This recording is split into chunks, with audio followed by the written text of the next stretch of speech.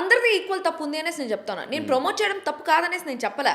ఇప్పుడు ప్రమోట్ చేసినాను, అది ఎప్పుడు లాంగ్ అగో 2023లో వెన్ ఐ నో నథింగ్. ఇట్లా ఇంత సీరియస్ ఇష్యూస్ అవుతాయనేసి అనుకోలేదు.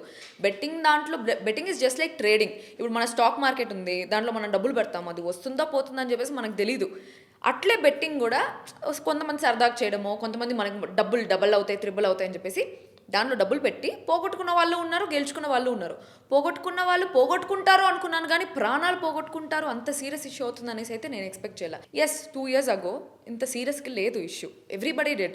నేను ఒకటే చేస్తున్నాను, నన్ను ఒకటే లాగుతా ఉన్నారు ఎందుకురా అంటే, ఈ గీదిరాయలు నోరు ఎక్కువ, మనం ఏదైనా మాట్లాడినామంటే తిరిగి మాట్లాడేస్తుంది. అదర్వైజ్ నేను జనాలందరూ నన్ను ఒక సైకోపాత్, సాడిస్టిక్ అట్లాంటి హ్యూమన్ బీయింగ్ అనేసి అనుకుంటున్నారు. బట్ నేను మనిషే. నాకు ఎందుకో కొంచెం ఎమోషనల్ అనిపిస్తుంది, నాకే అర్థం కావట్లా. బట్ నాకు తెలియదు నిజంగానే. నేను అందరూ అనుకునేంత బ్యాడ్ అయితే కాదు, నేను మంచిదాన్నే. నేను మాట్లాడేది అట్లా మూతికి కొట్టినట్టు అట్లా మాట్లాడతానేమో, కానీ I'm a very good human being. ఎందుకు ఏడుస్తున్నావు? ఏమో నాకు తెలియదు, ఏడుపు వచ్చింది. సో అట్లా 2023లో లాస్ట్, ఆ తర్వాత నేను చేయలే. అదే నేను చెప్తా ఉన్నాను. ఇప్పుడు ఎవరెవరి పేర్లు అయితే వస్తున్నాయో వాళ్ళు నాకు తెలిసి రీసెంట్ టైమ్స్లో ఎవరు ప్రమోట్ చేయలేదు.